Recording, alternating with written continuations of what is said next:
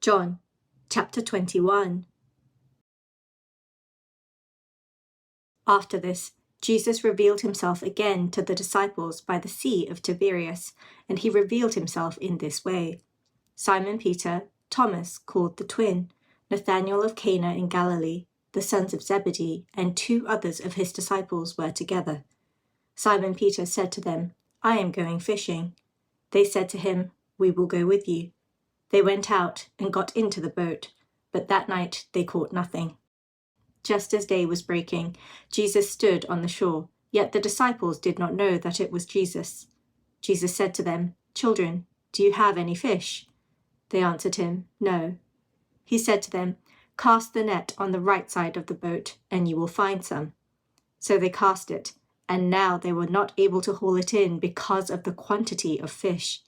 That disciple whom Jesus loved therefore said to Peter, "It is the Lord."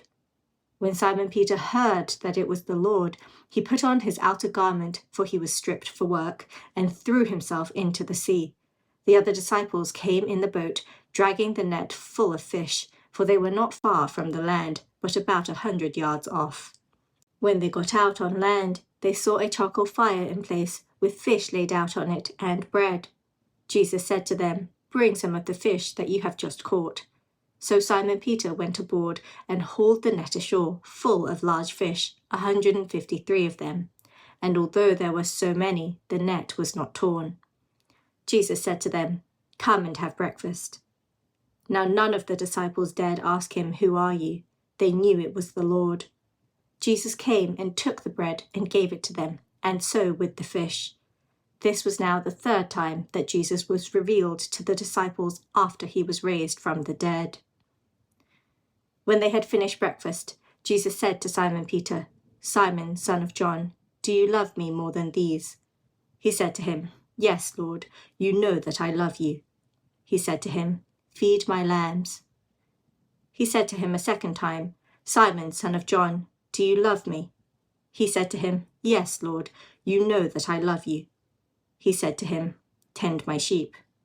He said to him the 3rd time, "Simon, son of John, do you love me?"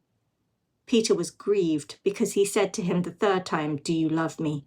And he said to him, "Lord, you know everything. You know that I love you."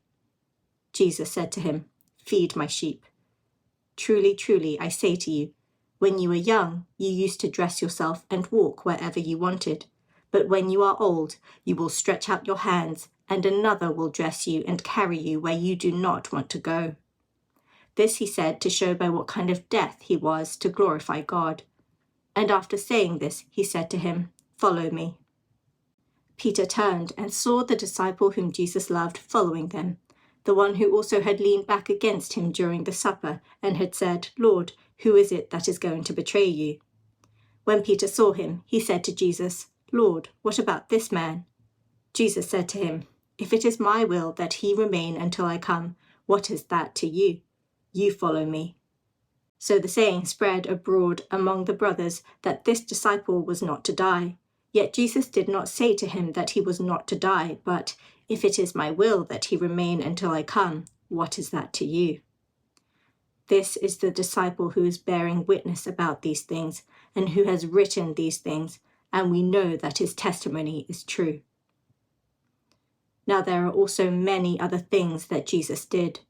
Were every one of them to be written, I suppose the world itself could not contain the books that would be written.